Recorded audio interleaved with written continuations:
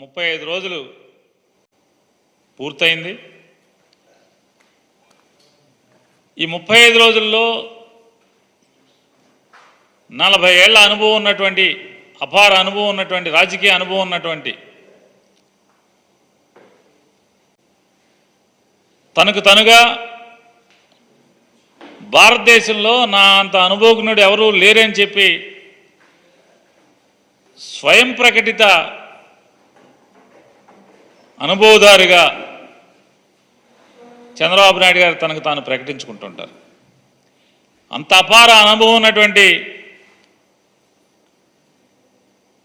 లేదా ముఖ్యమంత్రిగా విశేష అనుభవం గడించాను, నా అంత అనుభవం ఉన్నటువంటి, లేతే నేను పనిచేసిన అన్ని రోజులు పనిచేసిన ముఖ్యమంత్రి కూడా ఎవరూ లేరని చెప్పని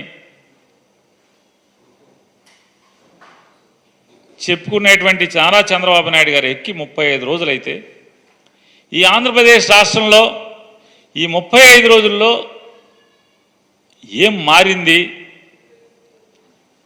కొత్తగా ప్రభుత్వం వడివడిగా తన అపార అనుభవంతో ఏం అడుగులు ముందుకేయించారు? ఈ 35 రోజుల్లో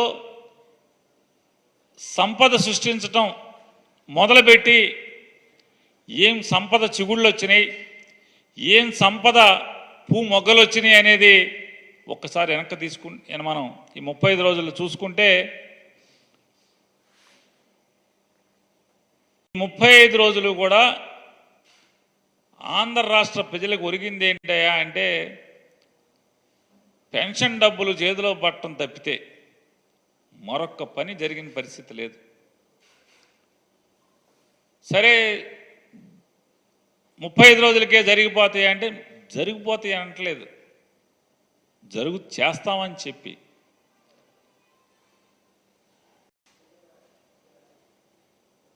జగన్మోహన్ రెడ్డి గారిని తిడతం తప్పితే, జగన్మోహన్ రెడ్డి గారిని దూషించడం తప్పితే ఒక్క మంచి మాట, లేకపోతే తను చెప్పిన ఒక్క మాటను నెరవేర్చే కార్యక్రమాన్ని కూడా శ్రీకారం చుట్టలేదు.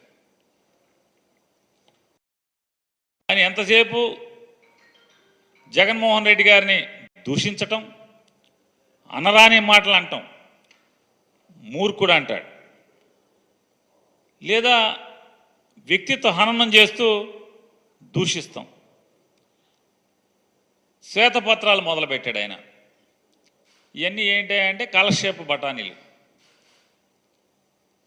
ఈ శ్వేతపత్రాలన్నీ కూడా రోజులు హరించటానికి తప్పితే, కాలక్షేపానికి తప్పితే ఈ రాష్ట్రానికి ఏమన్నా ఉపయోగపడేది ఒక్కటన్నా ఉందా? ఏ శ్వేతపత్రంలో అయినా, ఏ శాఖకు సంబంధించిన శ్వేతపత్రంలో అయినా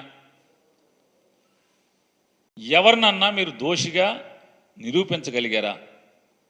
ఈ ప్రభుత్వాన్ని కానీ, లేదా ఆ ప్రభుత్వం నడిపినటువంటి, ఆ శాఖ నడిపినటువంటి వైఎస్ఆర్ కాంగ్రెస్ పార్టీకి సంబంధించినటువంటి నాయకుల్ని కానీ, లేదా అధికారులను కానీ ఒక్కరన్నా దోషిగా మీరు చూపించగలిగారా?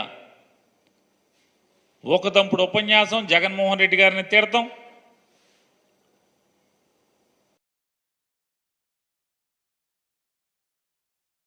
ఆయన మాటలేమో కోటలు దాటుతున్నాయి. చంద్రబాబు నాయుడు గారి ఎన్నికల ముందు మాటలు కోటలు దాటినాయి, గెలిచిన తర్వాత చేతలు ఏంటి అంటే ఎక్కడ వేసిన గొంగలు అక్కడే ఉన్న పరిస్థితి.